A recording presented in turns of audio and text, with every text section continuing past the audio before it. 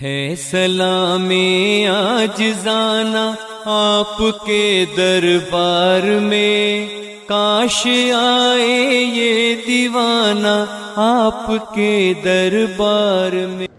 وہاں کھڑے ہونے کے لیے تلوار کی ضرورت نہیں ہے، بم بارود کی ضرورت نہیں ہے، بندوق کی ضرورت نہیں ہے، آپ کے اندر تعلیم کی اچھی کوالٹی کی ضرورت ہے۔ جس دن ہماری قوم کے نوجوان بریانی کھا کر اور موبائل چلا کر رات کو سونا بند کر دے اور اپنی صبح کو میٹرک پاس انٹر پاس کرنے کے بعد دوڑنے میں لگا دے، تو ہمیں کسی کے ریوالور چھین کر چلانے کی ضرورت نہیں ہے۔ اتنا دوڑو کہ یہ حکومت خود تمہارے ہاتھ میں AK-47 دیتی ہوئی نظر آئے۔ لیکن ہم دوڑتے کہاں؟ ہم دوڑتے کہاں؟ آپ ایمانداری سے بتائیں، میں آپ سے پوچھنا چاہتا ہوں، یہ کیا ہے؟ زور سے بولیے۔ موبائل۔ یہ اچھی چیز ہے یا بری چیز ہے؟ دونوں جواب ہو سکتا ہے۔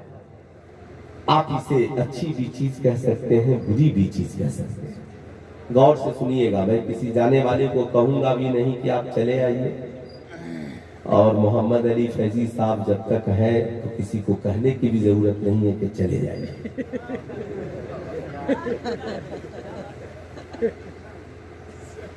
ماشاءاللہ، میں تو اکثر ساتھ میں رہا ہوں نا، میں تو صرف ڈیوٹی کی مصروفیت کی وجہ سے۔ تو ابھی ایک دن حسن بھائی نے فون کیا تو کہا کہ حضرت تاریخ چاہیے، میں بولا تو میرا جانا بہت مشکل ہے، کہا بہت عجیب مسئلہ ہے۔ میں عرض کر رہا تھا، یہ موبائل ہے۔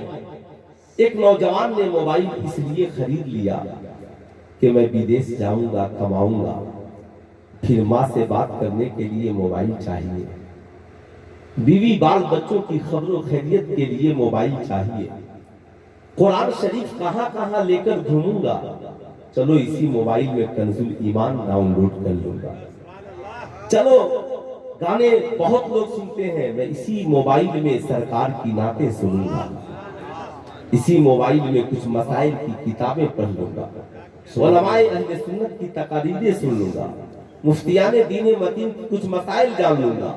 تو اب اس کے لیے موبائل خریدنا بھی ثواب، رکھنا بھی ثواب، صاحب اس پہ نعت نبی سننا بھی ثواب، اور اس پہ قرآن کی تلاوت سننا بھی ثواب۔ مگر ایک نوجوان کا ذہن آوارہ ہو گیا اور اس نے موبائل کو اس نیت سے خرید لیا کہ موبائل خریدوں گا اور اپنی گرل فرینڈ سے بات کروں گا، اس پہ غلط لوگوں سے چیٹنگ کروں گا، دوسروں کو ڈراؤں گا، دھمکاؤں گا، موبائل پہ غلط موویز اور فلمیں دیکھوں گا۔ ظاہر سی بات ہے، اس کا خریدنا بھی گناہ اور اس کا رکھنا بھی گناہ۔ اس لیے یہی وجہ ہے امام بخاری نے بخاری شریف میں جتنی حدیثیں نقل کی تو سب سے پہلی حدیث پاک نیت کے تعلق سے نقل کی، انما الاعمال بالنیات کل لامرئ ما نوی۔ اعمال کے دار و مدار نیت پر ہے، اس لیے اپنی نیت کو پاکیزہ بنائیں، اپنے ارادے کو پاکیزہ بنائیں۔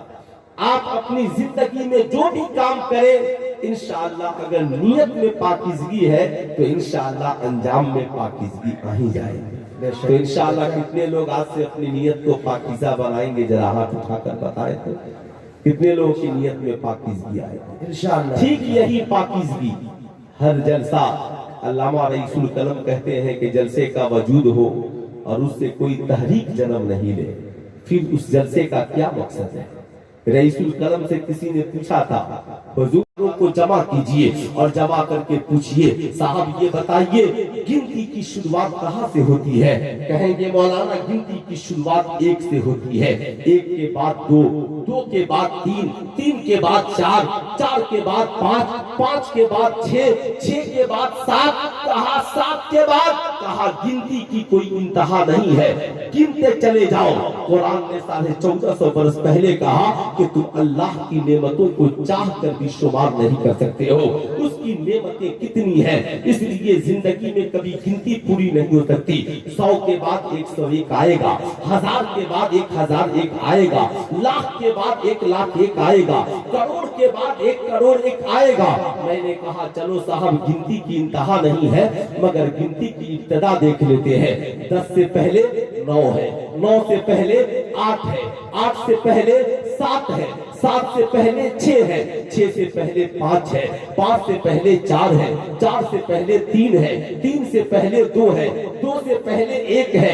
मैंने कहा बता ये 1 से पहले क्या है?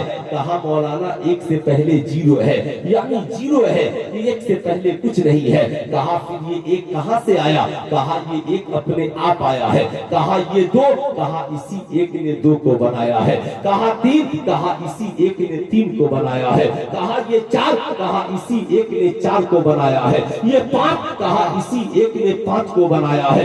कहा अगर ये 1 ना हो, कहा 1 ना हो तो सैकड़ों नहीं होंगे, ये 1 ना होता तो करोड़ों नहीं होते, ये 1 नहीं होता तो अरबों नहीं होते। ओ भारत के ढोंगी बाबाओं, तुम उस खुदा को चैलेंज कर रहे हो, कहते हो कि हमारे पास माज़अल्लाह लाखों माबूदाने बातला है, एक से बिगाड़ हो तो दूसरे के पास चले जाए। इसका मतलब है तुम जिनको भक्ति की बातें करते हो, तुम उनकी बातें मानने को तैयार नहीं हो। मगर अल्हम्दुलिल्लाह हम एक खुदा के मानने वाले कल भी उसके सामने सर झुका रहे थे और आज भी उसके सामने सर झुका रहे हैं। याद रखना, तुझे पता नहीं है वही रब है जिसकी मर्जी के बगैर एक पत्ता नहीं हिलता। ये सारी दुनिया के अक्ल वाले कहते हैं अगर वो 1 ना होता तो आज साइंटिस्ट नहीं होते, अगर वो 1 ना होता तो ये आलिम और उलमा नहीं होते, अगर ये 1 नहीं होता तो ये कुफार और मुशरिकीन भी नहीं होते, अगर वो 1 नहीं होता तो ये जमीन और आसमान भी नहीं होते। अरे उस खुदा की बात छोड़, उस खुदा ने इस जमीन पर अपने इतने दोस्तों को पैदा कर दिया कि साहब तुम उनसे तो टकरा करके देख लो। कभी तुमने ख्वाजा गरीब नवाज का दास्तान नहीं पढ़ा तो फिर से पढ़ लो।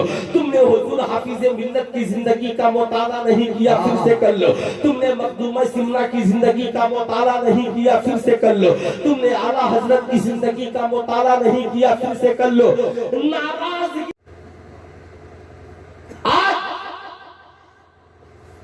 हमारी बेटियों के सरों से दुपट्टा उतर रहा है और मजारों पर 1,00,000 चादरें चढ़ रही हैं। बताओ ईमानदारी से, मजारों पर चादरें चढ़ाना ज्यादा जरूरी है या बेटियों के सरों पे दुपट्टा चढ़ाना ज्यादा जरूरी है? अरे फैसला आप कीजिए, क्या चढ़ाना जरूरी है? क्यों? आला हजरत ने तो लिखा कि मजार शरीफ पर 1 चादर चढ़ाई ताकि पता चले ये अल्लाह के वली की कब्र है। मगर हम लोगों ने इतनी चादरें चढ़ा दी ना कि अब साहब बड़े बड़े मजावीरों ने चादर के निशानियां लगा दी। आप इधर चढ़ाए उधर भी उठ करके चादर चली। चादर का कारोबार गर्म हो गया। उसकी वजह सिर्फ ये है कि लोग इल्म छोड़कर जिहादत की अंधेर कोठरी में कदम रखकर 5-5 अंगूठियां पहनकर, सोने का चैन पहनकर और हाथ में कड़ा पहनकर मजाविर बन गए। अल्लाह। और उन लोगों ने चादरों का खेल शुरू कर दिया। यही वजह है बुजुर्गों का मिशन चादरों को फरोग देना कभी नहीं रहा। निसार जमील से जुड़े रहने के लिए लाइक करें, शेयर करें और सब्सक्राइब भी कर दें।